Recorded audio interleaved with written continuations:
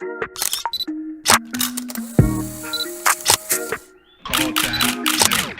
palette full of color, we'll leave the truth uncovered, cause only lies are white.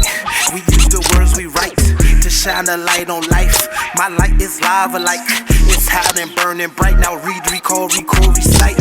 We covered every angle. Hi everybody, welcome back to And Cyn. I'm Cynthia Dorsey. I'm Veronique McRae. And we're so happy to have you in the room today.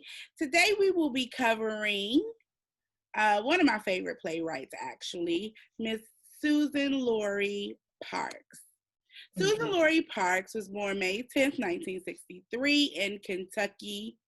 She's an American playwright who's the first African-American woman to win the Pulitzer Prize for Drama for her beloved show, Top Dog Underdog.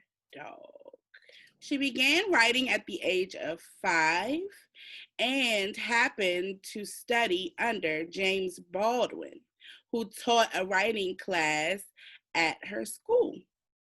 She was encouraged by James Baldwin to write her first play. Her first play was The Sinner's Place, and she wrote that play while still in school. She has won numerous awards, including the Obie Award for her third play, Imperceptible Mutabilities in the Third Kingdom. And she also won an Obie Award for her eighth play, which we will be covering today, Venus, which was produced in 1996. Some of her other plays include The Death of the Last Black Man in the Whole Entire World, The American Play, and that one's about a man obsessed with Abraham Lincoln, In the Blood, which I had the privilege of directing Veronique in. She was amazing. And she is also a screenwriter. She wrote Girl 6, which, was directed by Spike Lee, and A Native Son, which is based on Richard Wright's novel. She also later did a book adaptation of Porgy and Bess for a musical theater production that premiered on Broadway in 2012. Her repertoire is vast. Her love for our culture is evident in whatever she writes. And I'm so glad we will be covering her work today. Yes. And speaking of the work that we are covering, we're going to be looking at her play, Venus. So Venus tells the story of Saartjie Baartman. She was a young woman from South Africa, and they brought her to London in or around 1810. And the main distinct physical feature of Miss Baartman was her backside.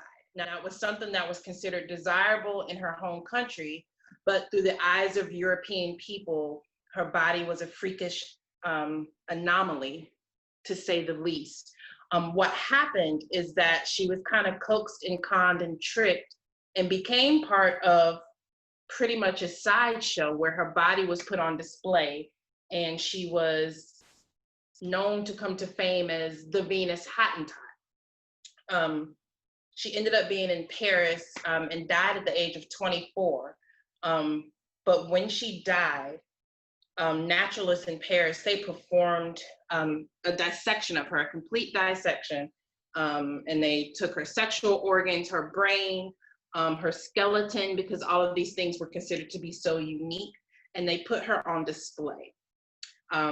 Her remains actually remained, and I do not speak French, so forgive this pronunciation, but at the Musée National d'Histoire Naturelle until 2002, okay? And then her remains were finally returned to South Africa, and she was buried with full national honors. So the play focuses on really the exploitation in life and death of Saartjie Baartman. So we can jump right in if you want to, Cynthia, about this one. Yeah, it's really heavy, the play. it's a really hard read. Like, even now, sitting here with Veronique, I need to go back and read it again. Suzan-Lori Parks is challenging us in this piece to really delve into what she's communicating to us as the reader via the story of Saartjie Baartman. You had a privilege of seeing it live. Did you have a different take? Yes, so I actually, what is this, 2020? Gosh, time flies. So I saw it live in 2012, I think it was 2012, when Howard University Department of Theater produced it. I was a critic for DC Metro Theater Arts back then, so I was like, I'm gonna snatch this piece. I wanted a person of color to go critique this show because there are not many of us there. I think I was one or two and we're both gone.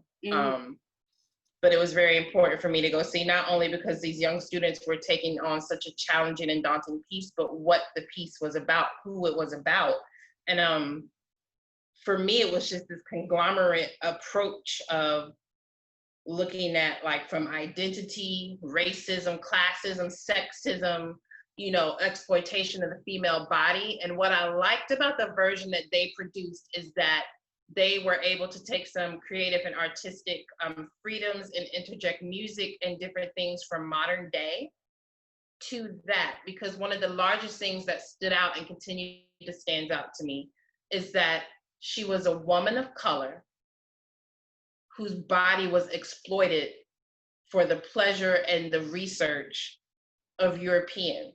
And I see it still every day in 2020, the exploitation of Black bodies, and in this particular, Black women, Black female bodies just being exploited for their parts, or also in us thinking that we have to have certain parts because they've been highlighted, the enhancement of parts and surgeries and different things, thinking that that defines you as a woman.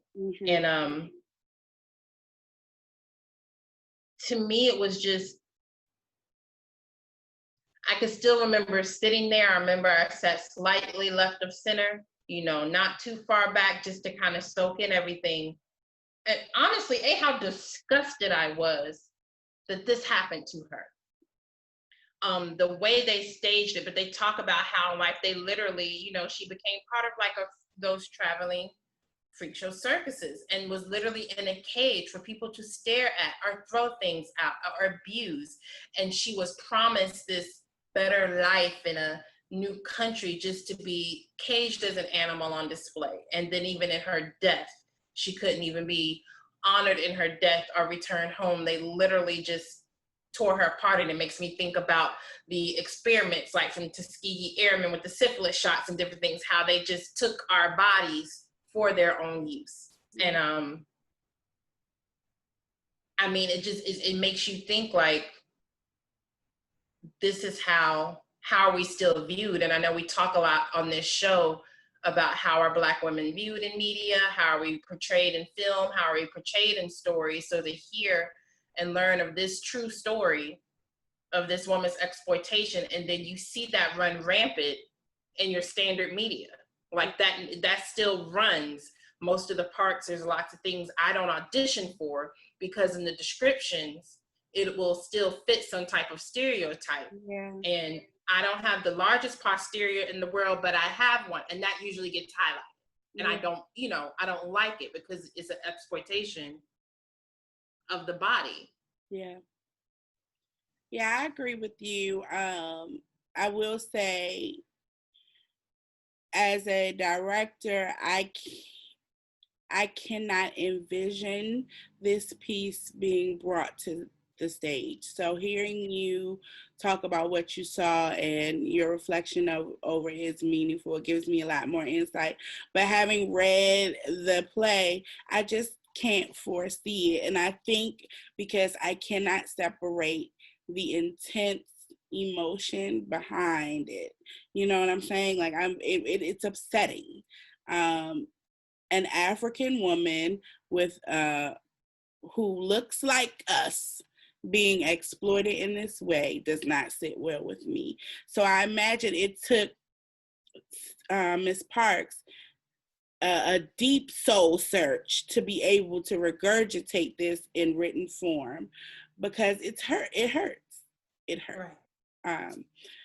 But I'm grateful that a piece like this exists. I would love to go and see it, as opposed to just reading it. I would love to see it liberated in that way to the stage, but I just don't know if I could do it, if that makes sense. I have to say that if I had only read it first and hadn't seen it, I think I would have difficulty in seeing how it was staged, because she has such an unconventional approach to the writing. Yeah. But when seeing it staged, you can see where she was going and why she did what she did, and the like intentional pauses and the beats, and having the Negro resurrectionist as the one who kind of ties the scenes together and helps the story come together and connect. I just think it's such a heavy piece, because you're like, her story is stemming from over 200 years ago. Yeah. And unfortunately, exploitation and the degradation and the objectification hasn't changed. Mm-hmm. It hasn't gone away. It just looks different, but it's still there. So I think even as women and as women directors, that could be hard to look at, like, because in some way or another we've experienced it, whether it's because you want it or you think it's abhorrent. You know what I mean? Yeah. For these Europeans, for them it was abhorrent. It's interesting because now big butts are in, right? You know, it's still an objectification, right? But you see how things, and just how the body is still, you know, we're spirits and beings in a body, but how none of that is observed. How she is just there for their amusement, for their experimentation, and for their judgment. And I think that's hard, because as women of color, as Black women, especially in America, we experience it in different ways all the time. Yes. You know, and the carelessness of her life, like her life didn't matter. And we see that all the time, even now, when we're, you know, still calling for justice for Breonna Taylor and Sandra Bland and Keisha Boyd and all of these names, because even in the movement, Black women's names still get lost somehow in the background, even of the movement. Yeah. So I think it brings up a lot of personal feelings and angst and hurt and anger to read a piece like this and know that if I can get through the intricacies of her unique writing style, that I can see all of that right today. Definitely. If you're an actor, I think you should definitely read it. It would definitely challenge and stretch you as an actor. As far as monologues, I know there was one that really stood out to me. It was when Saartjie Baartman was talking about chocolates. I thought that was so very good. I liked that. I liked reading that. But all of Suzan-Lori Parks' work is going to stretch you and challenge you, not just as an actor, but also as an activist and a scholar, which we have to remember. If you are a creative, that's what you are called to do, to reflect the times. And so it's going to stretch you as an actor. It stretched me as a director when I directed In the Blood. So I would definitely recommend Suzan-Lori Parks' work to all of you. I ring the same sentiment, because out of all the shows I've done, when I had the honor to play Hester La Negrita in The Blood, that stretched me beyond ways that I knew I could be stretched, and I was thankful for it. And I think as an actress, that's what you want. You want to work that is beyond yourself, that causes you to go deeper than you thought you could, that causes you to research and reflect and dig and any work that I've encountered of hers, whether it was being able to perform it in the blood or reading the various works, her works do that. Mm-hmm. And to me, that's just a gift beyond itself as a writer to be able to do that. So we have Tirmira Robinson coming to the room, and we're going to interview her and take her through a cold read of Venus. Let's see how she does. All right, everybody, we are here with Tirmira Robinson, who is a wonderful actress in the DMV area. Thank you for coming on, Tamira. We are so happy to have you. What have you been doing to get through this quarantine? I've been working. I've been doing some training, trying to stay up on my acting skills. I've been submitting myself for a lot of auditions, doing a lot of self-tapes, and also using like social media a lot just for like different motivational things, like following a lot of different acting coaches, getting tips. So that's what I've been doing for the most part, and just really trying to be productive and improve myself in a lot of areas, like with fitness, setting different goals for myself, just making sure like I get out and take a walk or do 20 minutes of exercise every day, trying to keep the kids active as well. So a lot of things. This quarantine has really kind of taught me some discipline. Yeah. So would you say that quarantine in a way is like helping you or has a positive spin? Because I know that we know a lot of the downs or the negatives to it, but I heard you just saying, staying productive. So, and hearing you say those things, how would you share that with some other artists in your journey? Like, how did you get to being productive? Like when quarantine started, were you just like, nope, I'm going to be productive? Or was it like kind of a process? And how did you get there? So I'm not even going to lie. Like at first with quarantine, I was like, oh, this is just like a free vacation. I don't have to get up and go to work. I was like doing the virtual happy hours and all of that.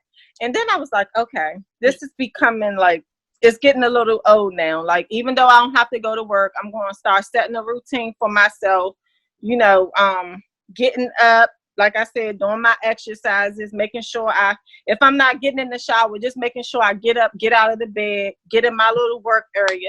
So just really trying to push myself. Some of my friends, they will call me complaining. I'm like, look, this is what it's going to be for the next, we don't know how long. So let's just try to do better. I made it a point to try not to complain. That's not to say that every day was easy, but I was just like, this is what life is right now. So I'm just going to try to have a positive mindset. Some days are easier than others, but for the most part, I've really been trying to stay productive. But as far as like on the acting side, because it has been so slow, sometimes I find myself getting a little, like, not really discouraged, but I'm just like, it's like a blah moment, Right. And I just tell myself, well, I'm going to just try to just keep using this time to like really increase my skills. Like I said, I've been doing like some virtual training and stuff like that. So it started off like where I just kind of saw the quarantine as like a vacation. And then I had to tell myself, no, this isn't a vacation. Like, this is life. So what are you going to make out of it? Mm-hmm. Why acting? How did you get started? Tell us your journey so far. Well, since a kid, I've always loved being on the stage, like theater, plays. I used to love to sing. Now I don't think I can sing a lick because I don't really do it much. Dance, like I just always been into performing arts as a kid, and my mom, she really pushed that. So I would say I did that a lot. Like I was always the one that would just jump on stage and do things. I was never camera shy. Then I had kids. I had my first daughter at 16. I went to Duke Ellington with you, Cynthia. Yeah. So once I left Duke Ellington, and I had a kid in high school, that dream kind of went down. I won't say I gave up on it, because it was always in the back of my mind. It was always my passion, but I just had some other things that I had to focus on. And now that my kids are older, so I stopped acting for a while. Like every now and then I would do like a church play. And then I would say, well, no, this is so time consuming. I have my kids and this and that. But now the kids are older. So it's like, okay, it's no excuse. Like, you got to do what you want to do. You know, like, how can I tell them to do the things that they want to do? And here I have this passion and this dream that I'm not even pursuing. Mm-hmm. So I told myself, like, 2 years ago, I think I read a book by Taraji Henson where she was talking about acting and having her kid and all that. And I was like, you know what? If she can do this, I can do this. So I reached out. I started looking on Google, like, to find out about an agent. I got an agent. And that just really took off. And now I actually find myself doing more work than my agent. Like, I'm just very proactive, like finding my work, networking, again, doing my training and all of that stuff. So that's awesome. So what are some of the things that you've been able to work on? Some of the latest things that you've been able to act in? And because I love asking double questions, how do you approach networking? Okay. So the first question, within the last year or so, I've done a play, which was like a big thing for me, because I've been more so doing film. So when I got back into theater, like, this was my first play in a few years.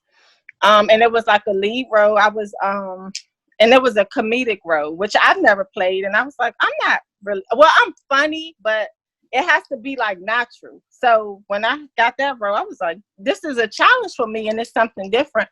But I did it. It was like everyone was giving me such great feedback, and that just really motivated me. I've done even background work, like for some films.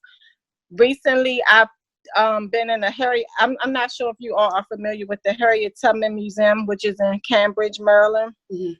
So now they have like a, when you go into the visitor center, it's like a, you know how at museums they show like a introductory video. Mm-hmm. So I'm in that. I recently was selected. They actually called me back for another part where they have like byways. So I'm going to be it's like an augmented reality thing. So basically it'll be my whole body, but it'll be like a 3D figure where I'm going to be playing a slave. So that's really big. That's what I've been working on. And then I have like some auditions and stuff. Things are really picking back up. So I had like 3 auditions due this week. So we'll see. Awesome. Yeah. And I've done like, some small commercial. Well, I'm not going to say small because nothing is small, but I've done like some commercials here and there, things like that.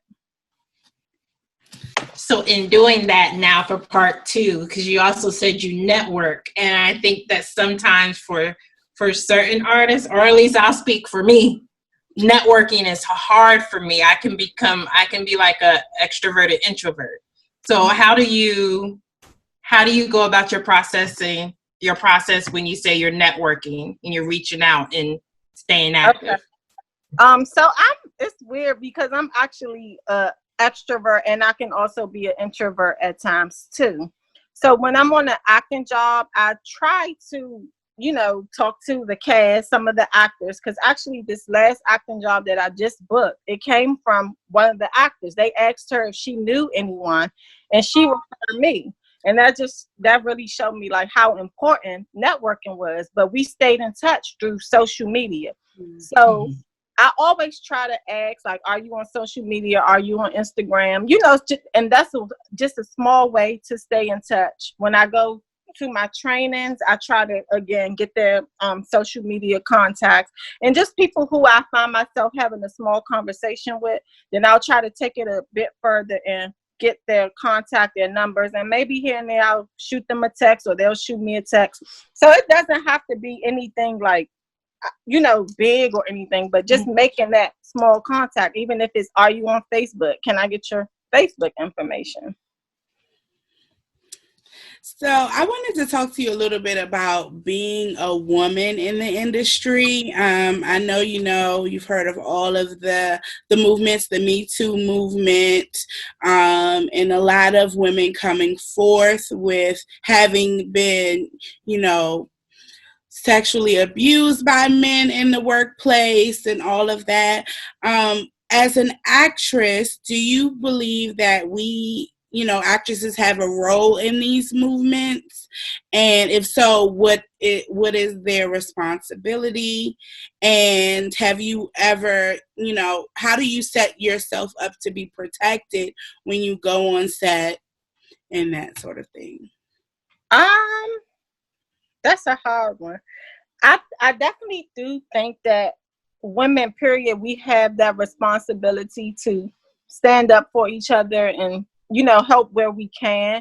Because it's such a sensitive topic. I do know that some people struggle with, sharing their experiences. I myself have had, weird experiences where people make, different comments or talk about my physical appearance, and it may make me feel uncomfortable.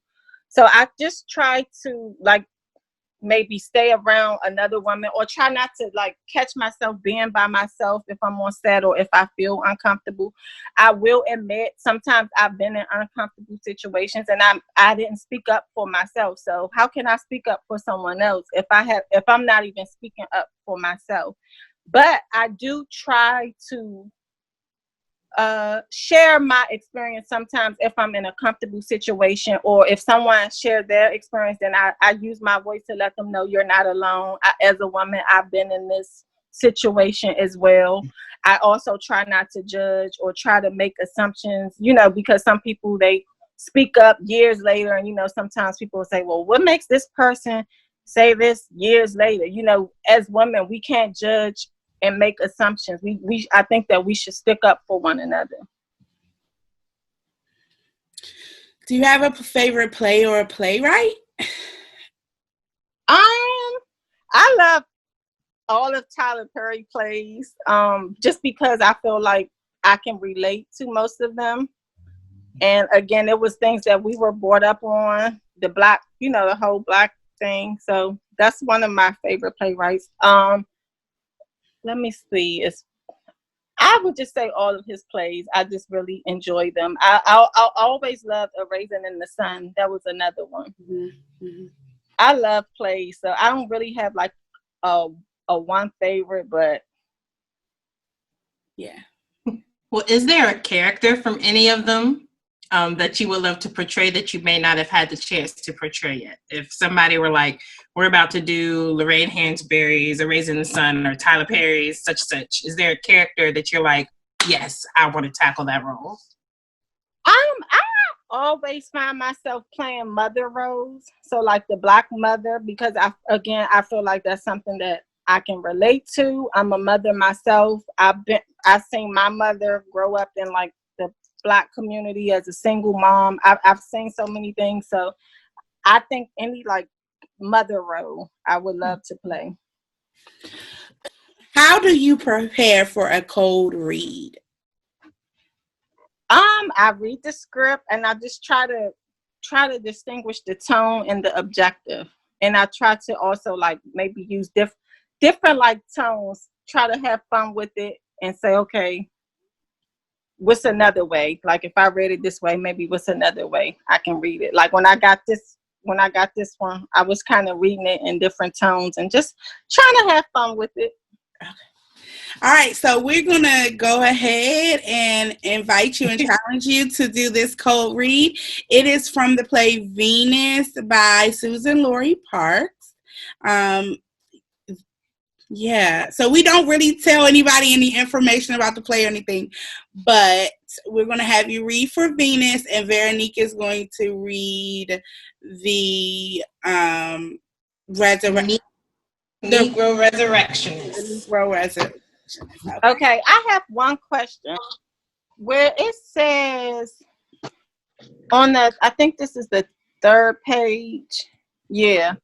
It says the Venus, and then it says the Negro Resurrectionist, the Venus, the Negro Resurrectionist. Yeah. I think what the playwright does right there is allows for beats. She writes in beats. So it could be like, you don't say anything. You guys are just kind of like looking at making acting choices. Okay. Yeah. So it's not, you can just probably skip over that and whoever has the next line can go. Okay. All right. Let me know when you all are ready. Ready? Mm-hmm. Where'd you get that?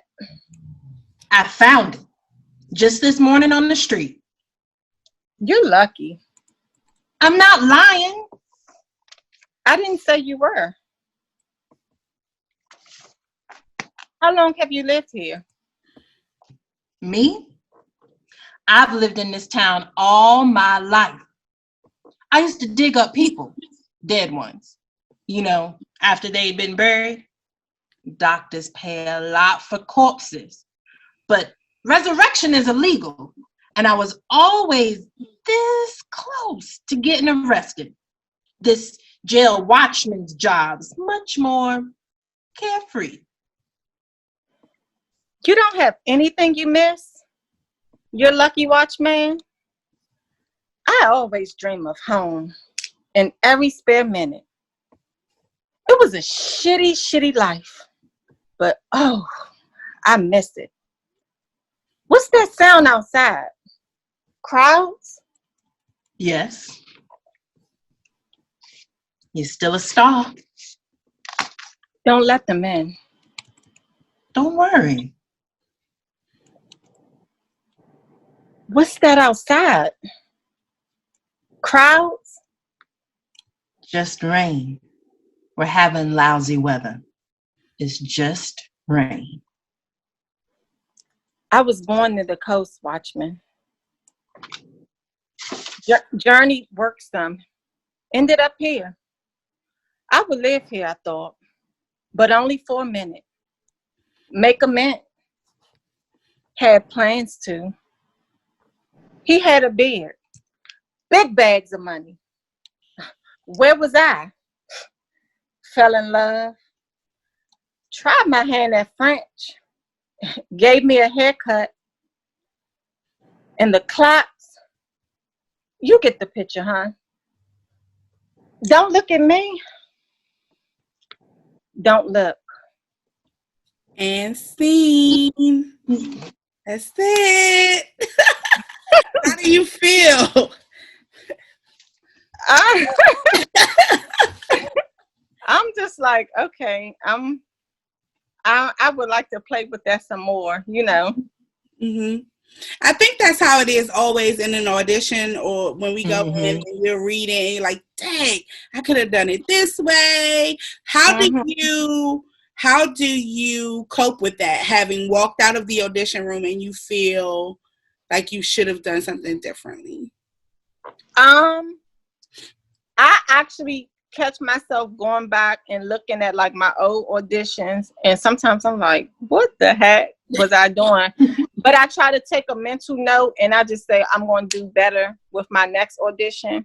And then once I see the final project, like if it was something that I didn't get selected for, I always like to go back and see like who was selected and how they did it. And again, just take notes and try to do better at my next audition. Mm-hmm. Do you, so you have a full-time job, right? Mm-hmm. And is your end goal to do acting full-time, or are you going to continue to do both things? Oh, that is the number one goal. Like, I don't want to work at a desk if I have to, but if God see it through, I'm going to be on the stage or on TV or something. So I'm just really, really working and busting my butt every day so I can get there. Cause I'm like, I just sat on it for way too long. So now I just have to go hard so I can see this come to fruition. Yeah. Well, we thank you so much for being here today. Thanks for having me. Yes, you are such an inspiration to women who have, had to stop their passion in a moment to raise their children and are just coming back into it. And so I hope you continue to tell your story, because the world can benefit from it. And I'm praying that your career takes you to where you want to go. Thank you so much. So thank you so much. We appreciate you. No problem. I enjoy talking to you all. Bye. And since we were talking about networking, Veronique, I would like to get your information as well. I will send it in the email. Yes, because I am. Okay. Yes, ma'am, definitely. Yeah. So you all can let me know if you have some upcoming projects. I would love to know about it. Yep. Soon as this COVID, fine. Soon as the Lord says we're done with COVID, yes, get to running. But I appreciate you so much, just sharing your story and really just sharing how you keep growing and progressing, because there are many people right now who feel stuck. So I feel like being able to listen to what you share, they know that they don't have to be stuck, that you can keep working on your passion even through the pandemic. So thank you. Thank you all too.